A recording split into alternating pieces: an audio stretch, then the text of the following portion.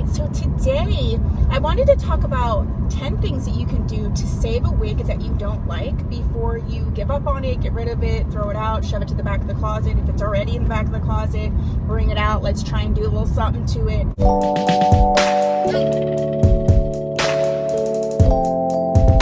Hello, welcome back to the channel.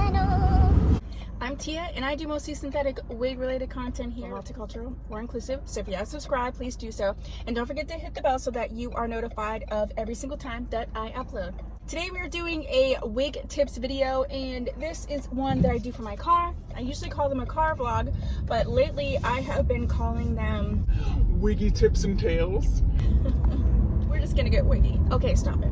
So really quickly, you're going to see this eye look in a video coming up if it's not already up. I'm filming some things for some wedding styling for wigs, and this is the makeup look that I came up with. So look for that. It is using the Huda Beauty Jaguar palette, and so that's that, okay? I'm also on my way to get my hair buzzed off because I've been trying to grow it out. And I will do probably a short little video on that and why I chose to just cut it. So there you go, that's that. I feel like my camera's jumping a little bit, and I apologize. I'm not really sure why I'm not doing anything different than I normally do, but what you gonna do? All right, so today I wanted to talk about 10 things that you can do to save a wig that you don't like before you give up on it, get rid of it, throw it out, shove it to the back of the closet. If it's already in the back of the closet, bring it out. Let's try and do a little something to it. Because I think a lot of times, especially with new wig wearers, you put something on, it's not working for you. And there are some things you can do that really can change the look of the wig. And so that's what we're talking about today. So if that is what you're interested in, stay here because that's what we're talking about today. Okay? Okay. These are in no particular order. I just literally went down the list of things that I could think of to do to a wig if you feel like it's just not working for you. And any one of these things can really change something, but you can also combine, and that will also really help you out. I will link videos, every single one of these things. I'm pretty sure I have videos on tutorials and things like that, so I will link those so that you can go check them out when you decide that you want to use one of the tools or techniques. I don't know why I'm talking like techniques. Who knows? Anywho, first thing you can do is add a hat. Now I do have videos on this topic, even going so far as to call things like hat wigs. Adding a hat or a headband can really make a huge difference in how your wig looks on you or how you feel in the wig. Adding a headband can hide different things. Like if you have a wig where you feel like the line of demarcation is really strong, meaning the line between your head and the wig and where you think it looks wiggy, adding a hat or a headband there can sort of mask that part of it. And maybe the rest of the wig is beautiful, but it's just that part that's bothering you. It can also kind of just change how the wig looks. Tip number 2 is to de-poof the wig. So I'm gonna go from hat into de-poofing. So one of the things is that some wigs can have permatease, some wigs can just be a little fuller than you are used to or wanting or what have you. So adding a hat will bring that down, sort of, you know, bring the poofiness down automatically by putting the hat over top of it. You can also work on poofiness with regard to doing a few things. One of those things can be to take down the permatease or the filler fibers. In the video about these things, I'll go into more depth of what filler fibers and permatease are. These fibers can cause the wig to look poofy because it's actually meant to do that. It's meant to give volume and fullness. Some people like that and some people don't. I have many videos on how to do that, so sort of de-poof the wig. The other thing you can do to de-poof a wig is to thin the wig out. I have a lot of videos on what to do and how to thin a wig out, but that's definitely an option. Sometimes it's just that your bio hair or what you have in your mind is just, the wig is just has too much hair for you, okay? Thinning it out can really transform it, especially in the way that you see the wig. So those are the first 2 options. Okay, sorry, I ended up getting my hair shaved, so this is what it looks like. So I had to stop and do that real quick. So we did 1 and 2. Number 3 is to use sea salt spray, and I actually just did a video on using sea salt spray as opposed to heat on a wig. And so I have tons of videos on that. Nice thing about that is that with sea salt spray, you can actually really like amp up the texture quite a bit. And sometimes maybe the issue is like your wig looks a little flat to you. Using the sea salt spray will make it a little bit more fuller, can give it some body. Using that can really transform the look of your wig. Number 4 is to add roots. Adding rooting can so change the way that your wig looks, especially if the wig color is different than your bio hair color. I have a full playlist on this because I have used and demonstrated and done tutorials on various techniques for rooting specifically. So I will definitely leave that above. But adding rooting can really take something to the next level. So that is something I suggest. If it's just like the color kind of looks off, even if the color looks wrong, like say it's a blonde and it's wrong shade of blonde, adding roots can really offset the color of the entire wig. This is something I definitely think that you should try. There's easy techniques, like I said, I will link some videos. There's easy techniques to do it so you could try it out and it's not like going to ruin the wig or it can wash out in case you don't like it. Next up is to try to put it in an updo. I have a couple videos specifically, but they were 2 wigs that I got from the wig company. And when the styles were down, they just did not look okay. There was like too much hair here or like, I don't know, puffiness or something.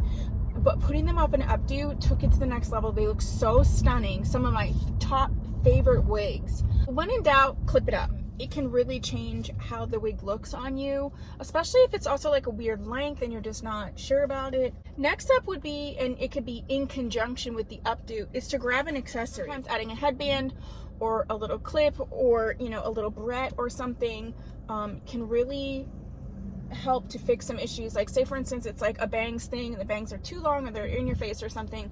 Using a little barrette or a clip or something, just like you could, you know, with bio hair, can really help change the wig. Using an updo in conjunction with an accessory is a really awesome way to sort of transform how the wig looks on you as well. Next is to cut the wig. Like I said, I gave an example and you saw a couple videos that I showed where it was just a weird length. And wigs can look longer or shorter on you than they do on other people, just so you know, especially like if you are different heights. So I always tell people how tall I am, how long your face is, what your measurements are. So just because they fall in a certain place on you does not mean that they will fall that exact same way. Like if it falls that way on other people, it may not fall in the same place on you. So cutting the wig is super helpful. I have a bunch of very specific tutorials for people who are like not hairdressers or not good at cutting hair on how you can cut the length of a wig. I will definitely leave those above because even cutting a few inches off can make or break a wig. And using that in conjunction like with thinning also can take it to the next level. Like I said, you could kind of mix and match any of these. Any one of these would really make a difference. Adding the ones that address the issues that you're having, adding them together can really, it can transform. There's been a few wigs where I hated them and I did a few of these things and then they became like my favorite wigs. So one of my favorite ways to transform a wig that you're not happy with, especially if it has to do with color, is to tone the wig. If it is a blonde 613 blondish colored wig, okay, we're talking, and all these tips are synthetic, by the way, because I deal mostly with synthetic wigs. Or if the wig has blonde highlights and the highlights look funny to you, try toning the wig. I have videos, extensive videos on doing this. Try toning the wig first and seeing kind of what lifts and what looks a little bit different. And just know, I have a wig that I absolutely loved. I did have to tone her twice to get her where I wanted her to be. But toning a wig is an option to sort of shift things around, especially on a wig that you just don't like the color. Building off of that, the next suggestion is that you can dye the wig. Now, I, again, am speaking on synthetics, not on human hair wigs.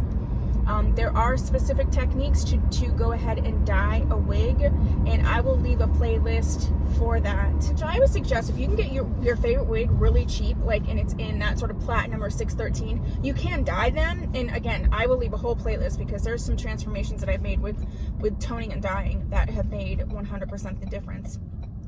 The other thing is, not that you can't do it, but I would caution against doing it on a wig for the purposes of this video, on a wig that is not heat safe, because the techniques that I display for dyeing your synthetic wig do require heat, and you can melt your wig. So I would at first make sure that it is a heat safe wig if you're going to do that. Not saying that you can't do it, but I would be cautious on doing that with a non-heat safe wig. And last but not least is heat treat it. So if it's a heat safe wig, adding curls if it doesn't have curls, flat ironing it if it's straight, or if it's weird or poofy. Even wigs that are straight but feel a little poofy to you, depending on what their fiber texture is or their condition, flat ironing a wig can really make a difference, or using a blow dryer. I will link a couple videos on how I did used both those techniques, and you can see the before and afters. But that's definitely something. And that, so flat ironing it plus like trimming it or cutting it or something is also a great way to sort of mix and match options. So that is what I have for you. If you have some suggestions on what someone can do to sort of save a wig they either don't like, is old, it could even be like it was a wig that you bought earlier in your wig journey. Now that has happened so many times to me, where I'm like, okay, now looking back, I know what to do, but I didn't know then. So maybe if you have some wigs that you first bought in your wig journey and they weren't working out for you, revisit them thinking with these things in mind. So yeah, that is what I have for you for this video. This type of content, please go ahead and subscribe and hit the bell so you get all the notifications. If you have subscribed and you're my little doll baby, hi doll baby, thank you for being here. And I'll see you in my next video. Bye.